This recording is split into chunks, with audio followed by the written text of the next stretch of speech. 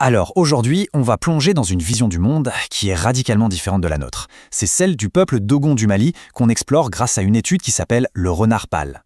Et il faut bien s'accrocher parce que leur univers est d'une cohérence et d'une complexité, c'est absolument fascinant. Cette citation, elle donne vraiment le ton. Pour les Dogons, il y a un lien direct, un lien réel entre une étoile super lointaine comme Sirius et un sacrifice rituel, ou entre un mariage et une simple aubergine. Dans leur univers, en fait, rien n'est isolé. Tout est un écho de tout le reste. C'est la question centrale, n'est-ce pas? Comment est-ce que tout ça peut être connecté? La réponse des Dogons, elle est incroyable. Pour eux, l'univers est un texte. Voilà, un immense système de signes où chaque chose a un sens. Et aujourd'hui, on va essayer d'apprendre à lire ce texte ensemble. Pour commencer à comprendre cette vision du monde, il y a un principe fondamental à accepter. L'univers est un langage. Tout ce qu'on y trouve, absolument tout, fonctionne comme un grand système de signes et de symboles. À l'origine de tout, il y a Amma. C'est le grand architecte, celui qui a pensé le cosmos. Amma, il existe en dehors de sa création, mais il est la source de tous les principes qui l'organisent. C'est le point de départ de tout ce grand système. Et ça, c'est le point crucial. Chez les Dogons, il n'y a pas de hasard, pas de coïncidence. Chaque objet, chaque événement, chaque motif, c'est un symbole. Des étoiles jusqu'à la plus petite des graines, tout fait partie d'un seul et unique système vivant. Tout a un sens pour qui sait le lire. Mais voilà, ce plan parfait pour un cosmos bien harmonieux, il a été perturbé. Et c'est là que commence le véritable drame de la création avec l'arrivée du chaos. Le plan d'Amma, au départ, était d'une logique impeccable. D'abord, un œuf cosmique qui contient tout le potentiel de l'univers. Ensuite, 266 signes primordiaux, les Boumo, qui sont en quelque sorte l'ADN de toute chose. Et enfin, les premiers êtres, des jumeaux parfaits, les Nomos, qui incarnent l'équilibre. Tout était vraiment conçu pour l'harmonie. Sauf que ce plan magnifique, il a été brisé. Un acte de rébellion a tout fait basculer, et l'ordre qui était prévu, il a volé en éclats. Et voici le personnage clé de ce drame.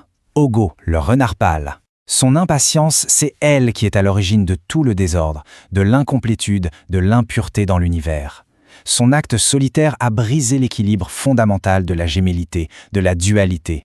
Le contraste ici est vraiment saisissant. D'un côté, on a Ugo, la force du chaos, solitaire, impatient. De l'autre, le Nomo, l'incarnation de l'ordre, du sacrifice et de la vérité. C'est ce conflit fondamental qui va structurer absolument tout le reste du mythe. Les conséquences de son acte sont tout simplement cataclysmiques pour le cosmos. Ogo a introduit le déséquilibre. En créant la Terre à partir de son propre placenta, il l'a rendue impure. Et en restant seul, il incarne l'incomplétude qui, depuis, hante la création. Alors, comment est-ce qu'on répare un univers brisé? La réponse des Dogons, c'est le point culminant de tout ce mythe, le sacrifice. Une solution dramatique, c'est sûr, mais nécessaire pour restaurer l'équilibre qui a été perdu.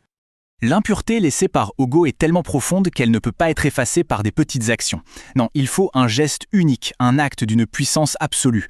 Un seul sacrifice, mais un sacrifice monumental pour purifier le cosmos tout entier. Et cet acte, le voici. L'autre jumeau, le Nomo, se sacrifie. Mais attention, ce n'est pas une fin, c'est une transformation. Le sacrifice sert à nettoyer l'impureté cosmique introduite par Ogo, et ça mène à une résurrection et à un ordre nouveau. Le Nomo ne revient pas n'importe comment. Il descend sur Terre dans une arche. Et cette arche, c'est beaucoup plus qu'un simple moyen de transport. C'est le plan, c'est le modèle réduit du monde réorganisé et purifié. Et à l'intérieur de cette arche, il y a tout ce qu'il faut pour une vie civilisée.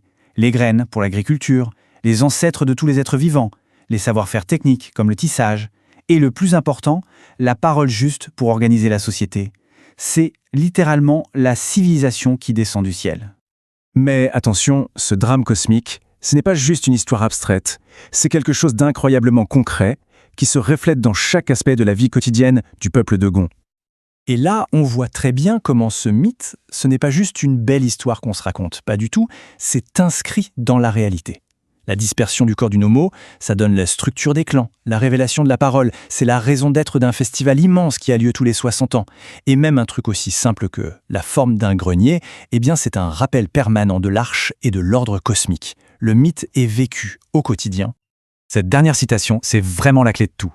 Pour les Dogons, un symbole, ce n'est pas une simple image, c'est une force active. Il n'illustre pas seulement la réalité, il la crée.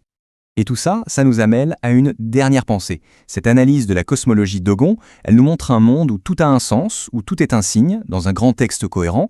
Alors la question se pose, si leur univers est un texte si riche, comment est-ce qu'on lit le nôtre et quels sont les symboles qui finalement façonnent notre propre réalité? C'est une question qui mérite d'être méditée.